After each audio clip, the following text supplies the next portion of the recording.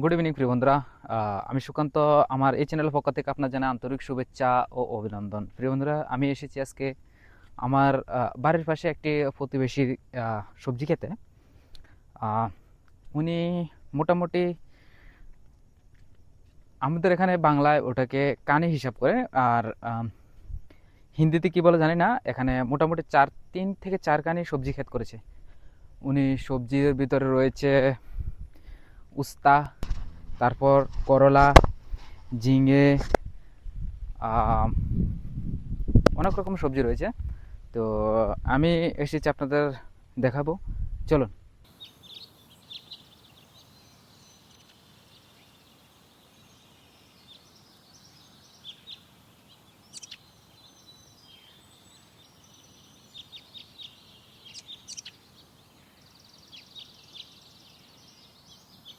বন্ধুরা, আপনারা কি জানেন এটা কি গাছ?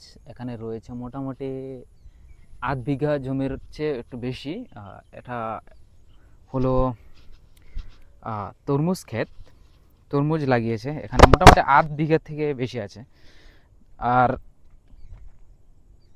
এতে খরচা হয়েছে প্রায় 30-35 হাজার থেকে 40 হাজার ওদের খরচা হয়েছে। দেখুন এখানে। আর এই যে ট্যাঙ্কিটা দেখতে পাচ্ছেন আমার পিছনে, এটা আসলে ওষুধ স্প্রে করার জন্য, পয়জিং স্প্রে করার জন্য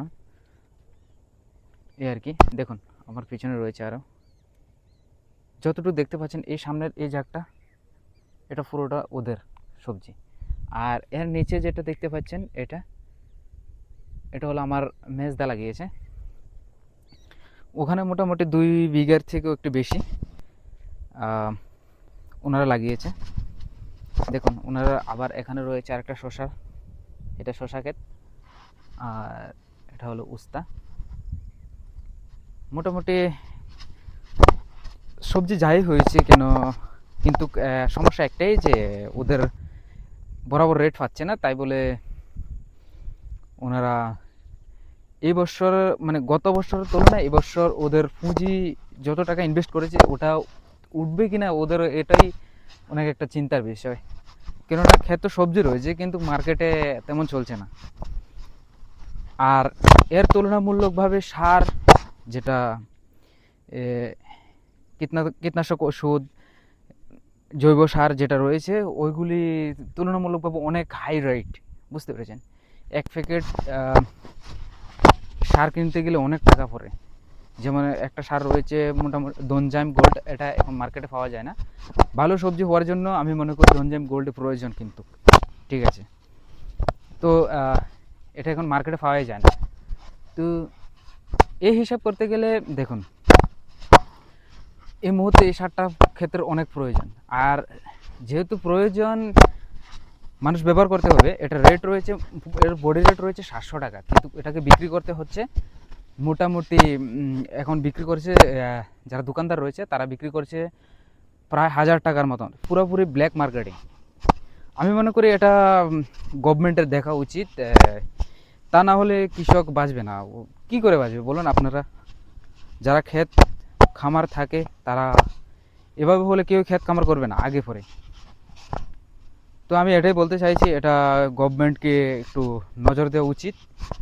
আর আমার পিছনে রয়েছে আরেকটা ক্ষেত তাদের, এটা রয়েছে উস্তা ক্ষেত। তারা অনেক টাকা ইনভেস্ট করেছে, কিন্তু এই অনুসারে ওদের এবার লাভের সংখ্যা একদম কম। আমি এটাই বলতে চাইছি। আর বন্ধুরা, আমি আপনাদের একটা জিনিস দেখাবো, ক্ষেতের মধ্যে লাগিয়েছে ওরা। দেখুন আমার সামনে একটি হলুদ কালার একটা প্যাকেট দেখতে পাচ্ছেন। এটা হলো আসলে, এটাকে গ্রামের ভাষায় তাবিজ বলে। তাবিজ লাগানোর পিছনে মেন কারণ হচ্ছে কি, এখানে এই যে ঝিঙ্গেগুলি রয়েছে ওটাতে যে কোনো ডাঁশ বলি আমরা, আর একটা হলো মাছি রয়েছে, যেটা আমি আপনাদের দেখানোর চেষ্টা।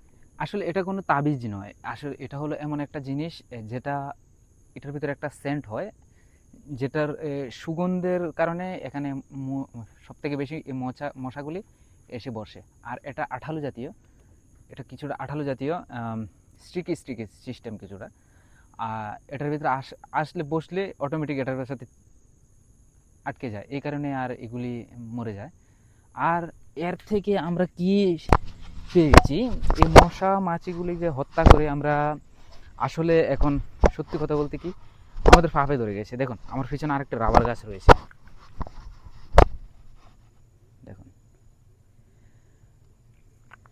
এই বন জঙ্গল ধ্বংস করে আমরা রাবার গাছ লাগিয়েছি। হ্যাঁ, মানে এটা দেশের অর্থনীতির জন্য অনেক বড় ভূমিকা রাখে, কিন্তু এই বন জঙ্গল ধ্বংস করে আমরা কি পেয়েছি? আমরা কি জানি?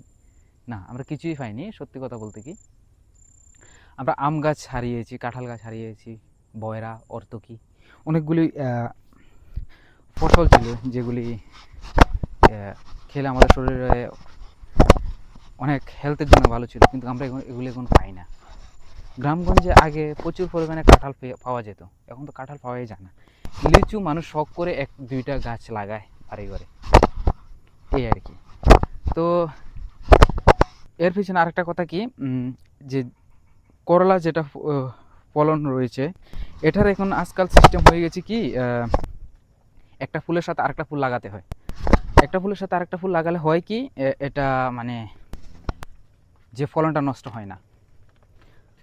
আর যদি ফলনটা যদি একটা ফুলের সাথে আরেকটা ফুল যদি না লাগায়, তাহলে ফলনটা নষ্ট হয়ে যাওয়ার সম্ভাবনা সব থেকে বেশি। কেমন সম্ভাবনা বেশি এটা তো আপনারা জানেনই। যদি আপনারা বিজ্ঞান যদি একটু জ্ঞান যদি থাকে আপনাদের ভিতরে, তাহলে বুঝতে পারবেন।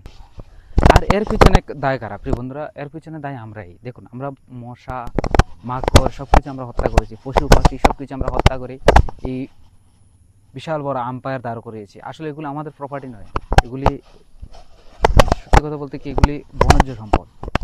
এগুলি পশু পাখির জন্য ছিল কোনো একটা সময়, কিন্তু এখন মানুষ এগুলি ধ্বংস করে রাবার চাষ করছে, ঠিক আছে। কিন্তু এটারও একদিন এই ফাঁপেরও কিন্তু প্রায়শ্চিত্ত করতে হবে। কেউ করবে না, আমরা হয়তো বেঁচে থাকতে বেঁচে থেকে যদি বেঁচে থাকি তাহলে আমরাই দেখে যাব। এটারও প্রায়শ্চিত্ত করতে হবে।